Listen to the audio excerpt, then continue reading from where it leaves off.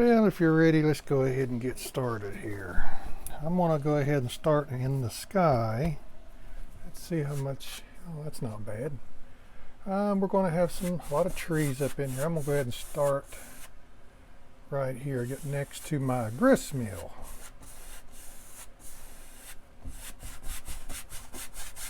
Yeah, I'll be honest with you, I didn't know what these mills were called, to be quite honest, till just not long ago. You know, you see them all the time. They got the water wheel. They're real old-timey stuff. People still use them probably. But I had no idea they were called grist mills. I don't even know what they were called. But that's what they're called. I thought it was kind of interesting. I thought, grist mills? My wife actually told me that. And I thought, that's strange. I have never heard that before. Live and learn.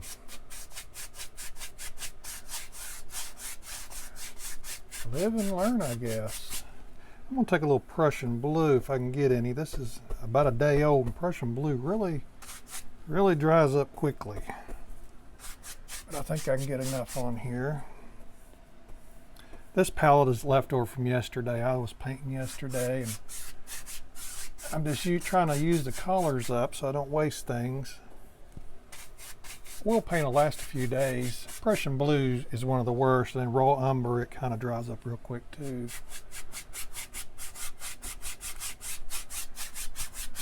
We're going to have trees right in here and right in here, so I'm just kind of, you know, just throwing. I really don't know where my sky's going to be is what I'm trying to say. Let's see, tree. I'll bring it down a little further, but I honestly don't know where to stop it, and that's okay. We'll figure it out. I'm pretty sure I'm probably far enough down here. And here, I'll probably bring it to, I'm pretty sure this is probably far enough down. Get me a clean 2-inch brush. I got a brand new one I've only used on one other painting. So let's go ahead and start blending some of this up.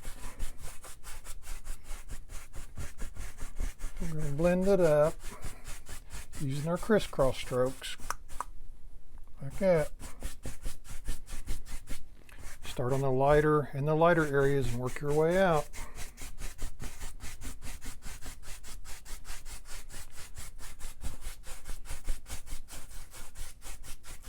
This is about all the sky I want, because like I said, I think trees are going to come clear up to here.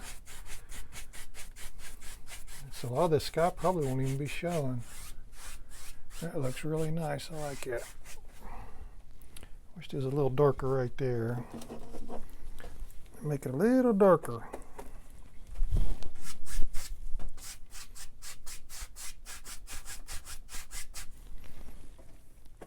Even darker than that.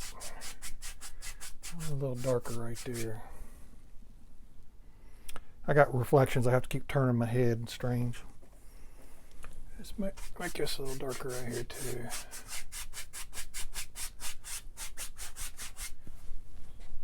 You just work with it till you get it the way you want it.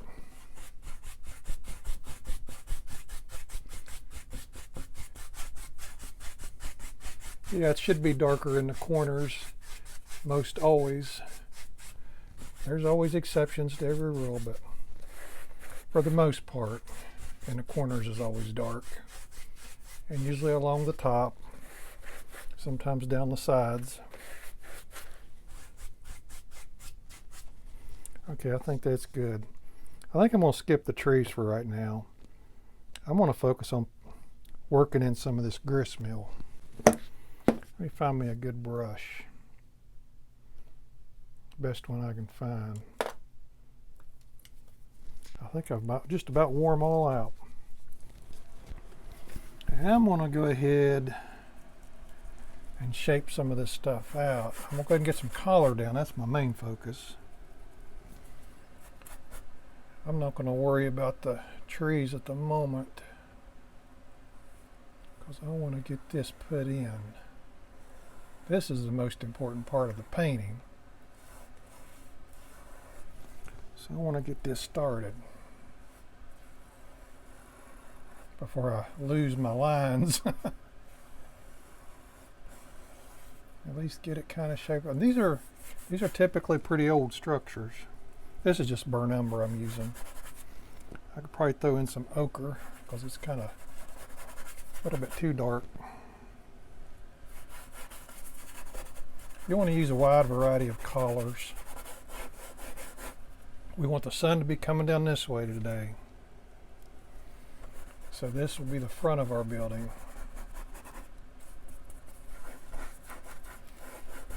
What I typically do is just throw in a bunch of colors and then randomly mix them up.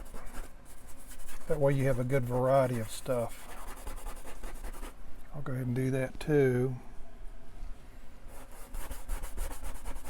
This is just a side building.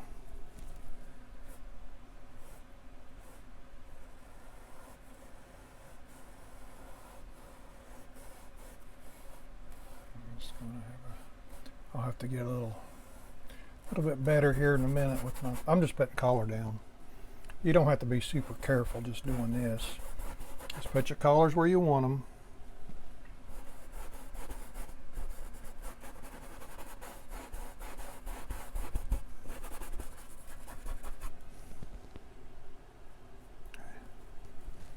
And this area here is a little darker.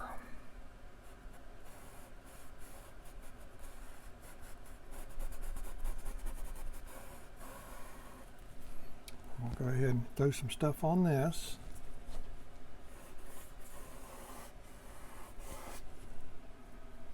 That's raw umber I got on there now. A little too dark.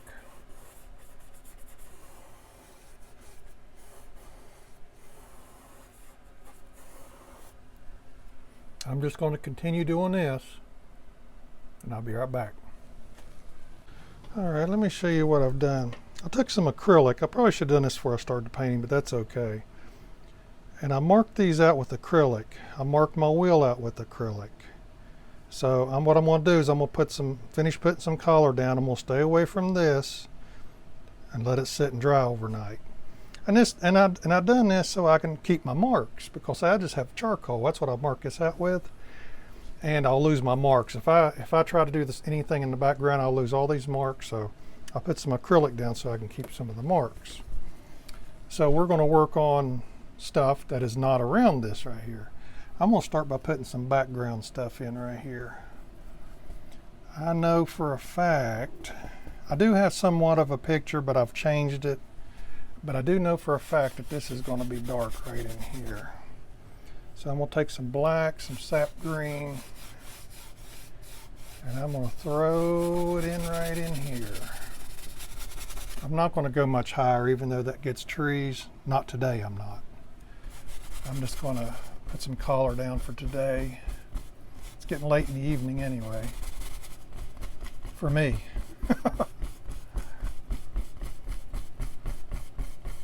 I'm just going to throw color down, that's it. I can come up a little bit, but we're going to have trees right here. I just want everything to get a little bit of color. And right over in here, a little bit more green.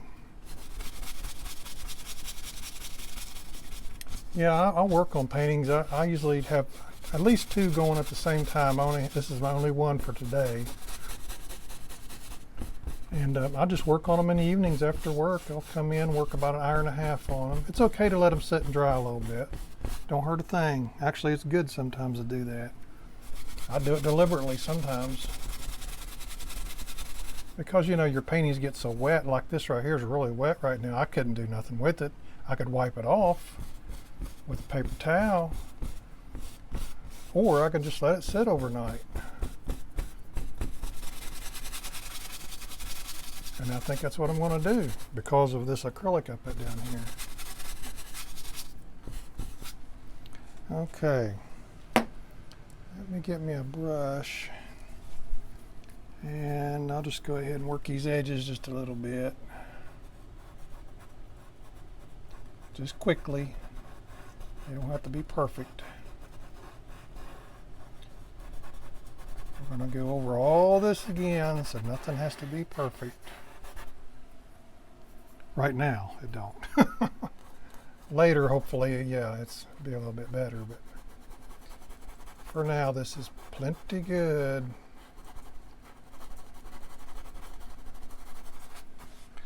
Okay, this is going to be stone, stone, and stone. So, I am going to take some brown, and all I want is collar down today. Take some ochre. We're just going to mix all this up. More ochre. As you know, stone is kind of tannish. It's not necessarily black or brown. Let's see, I believe it comes all the way over. This is all going to be stone. And as I said, I'm going to try and stay away from this wheel till this dries. It's going to be a little darker right here maybe.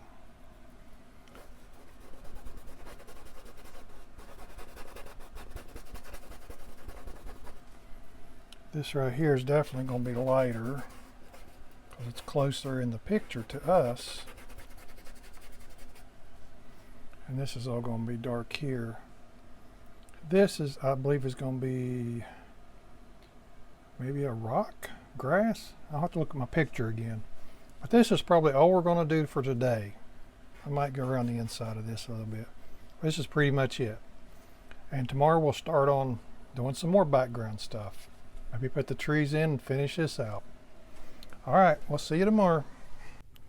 All right, let's go ahead. I went ahead and put some background trees in here, and that's pretty much what they are, just background trees. Let's go ahead and work on our grass.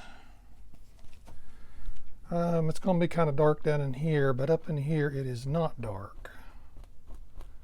So let's go ahead and put some of this grass in. This is behind this building. Grist mill, excuse me. Grist mill, I believe is how it's pronounced. With a T on the end. I'll have to look that up, but I'm pretty sure that's probably how it's pronounced. Grist mill. We can do this and get this part done and over with. I'll bring this up a little higher right here.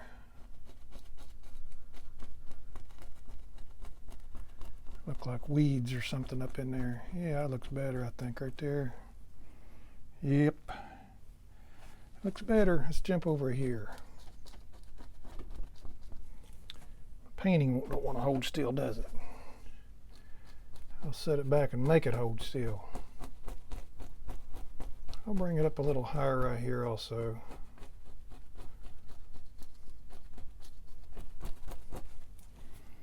This is how I typically do it. I put my collars down first, and I'll take my fan brush and I'm pushing up on it. You can use a 1-inch brush if you want. I just like to use a fan brush. I like the texture. I like how it looks. So this is pretty much what I use a lot. Let's get into some yellow ochre. This area here, I'm probably going to have to use a different type of brush. This is acrylic I put on there yesterday, if you remember. Yeah, I'm probably going to have to get a smaller brush and get in between all that stuff right there. But over here, we can start hitting it with our ochre.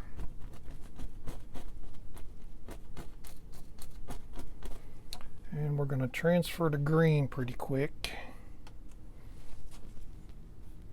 Give me some green.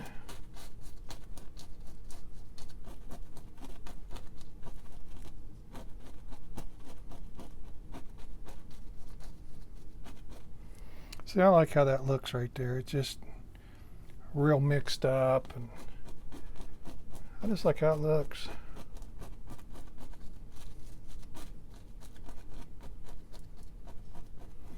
Just throw you some green here and there.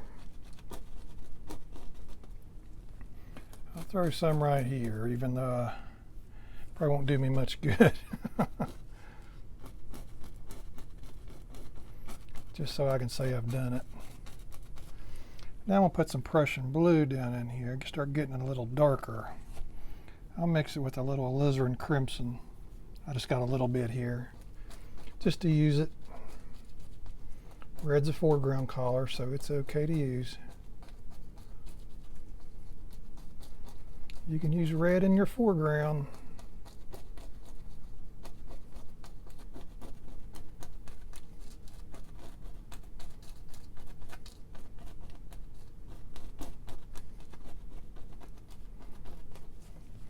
Let me put a touch of yellow down in here. It's a little too dark now for my taste.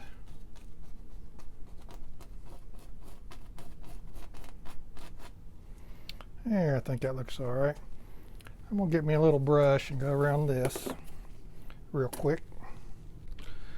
All right, I'm gonna go ahead and start working on some stones. I gotta put some stones in there before I can highlight them or anything else. So let's start, and all you really got to do is just make some marks. Just make marks like it's stone. See, I'm just randomly throwing stuff in here. Pick some burnt sienna. Put one there. Put one there. Take some brown, some white. Just different colors. They're not going to wind up this color, but this gives us an idea of where the stones are going to be placed. Because you got to kind of know where the stones are going to be placed before you can make them look like real stone. Take some yellow ochre. Oh, let's start right there. Put one there. Put one there. Put one there. Take some more brown, maybe with some white. Put another one there. Another one there. Another one there. These are stones too, and so is that. This is going to be stone, but it's going to be in the dark, so we're not real worried about that. Put a stone there, about one right here. Go ahead and put some over here. This is just pure yellow ochre right here.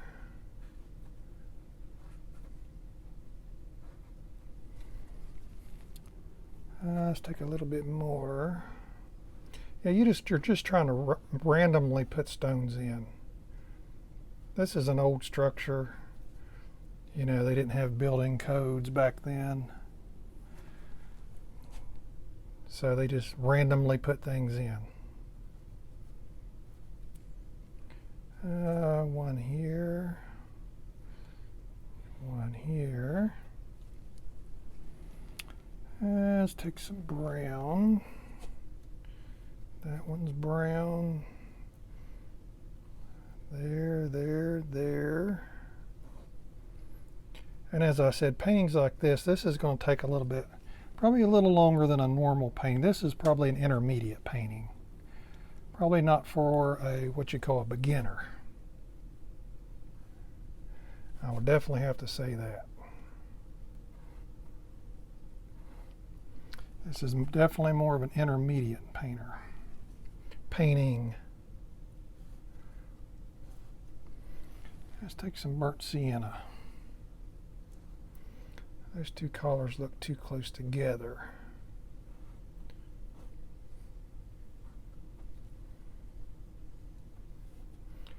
Yeah, we don't want them looking uniform.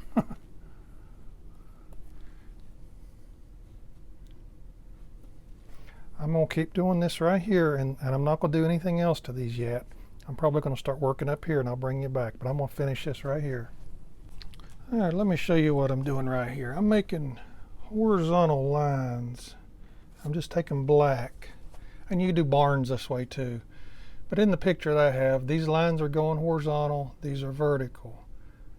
And I'm just putting some lines in. I'm probably going to take a brush and rub them out a little bit. This thing actually has some windows in it too, but I'm going to go ahead and do this first.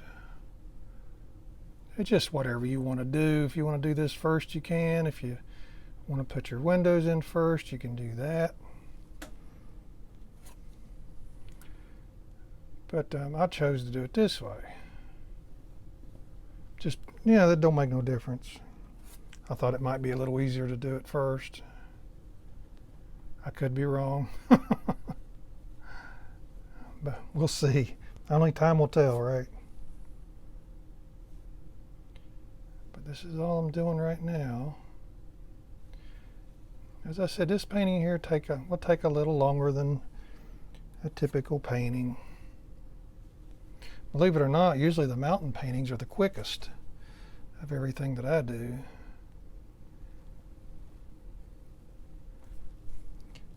I'm just making marks on this and flattening out my black, getting a little tiny bit on it.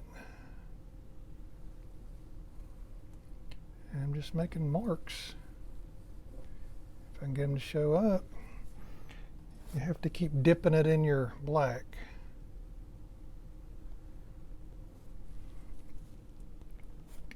Like I said, I'm probably going to take a brush because I don't like them. I don't like these marks this dark. And I'll brush them out.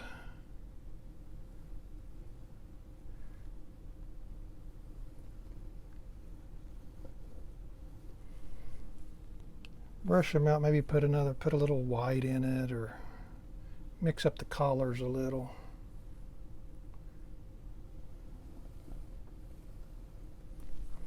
But this gives you the idea of what we're doing: vertical, horizontal. This area here don't have, if I can remember right, it don't have any, I don't have my picture with me. This has windows, this does not. Okay, that's all I wanted to show you for now. This is the flume, I guess. This is where the water comes down, hits the wheel, turns the wheel. Pretty interesting. I mean, I think it's interesting. So, anyways, this is all I'm doing. All right, let me get you caught up on what I'm doing here. I went ahead and put my windows in. I did put a window here. I wasn't going to, but it needed one. And now I'm working on these stones, and I've saved some stones for you to show you how I do it in case you've never seen it. I have several videos where I've done this, but just in case you haven't seen it, I mean, we get new subscribers. But the sun is coming down this way. The bottom left of each stone is going to be dark. I'm going to do these right here. The bottom corner, the bottom left, and the bottom of each stone will be dark. See, these stones are not flat. These are flat. We don't want them flat. We want them to have dimension.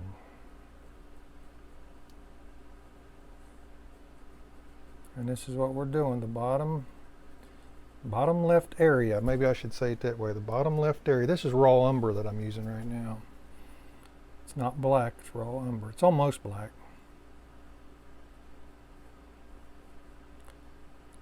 But the bottom left area.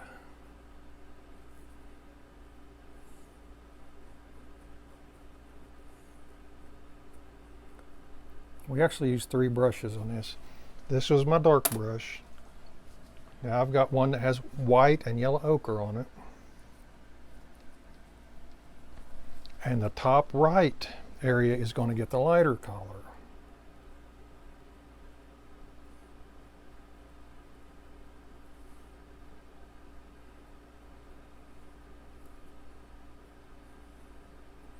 This is how we always do stones.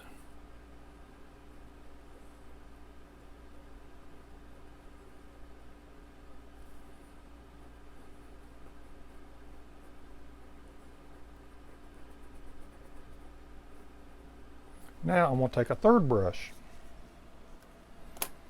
This brush is clean. And all I'm going to do is barely touch it and blend it together. I'm just barely touching.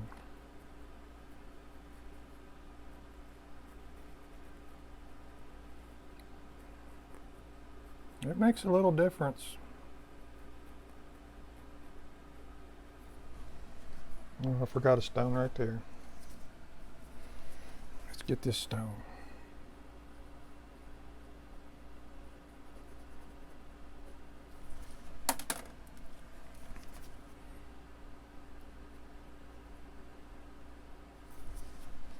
Now with my clean brush.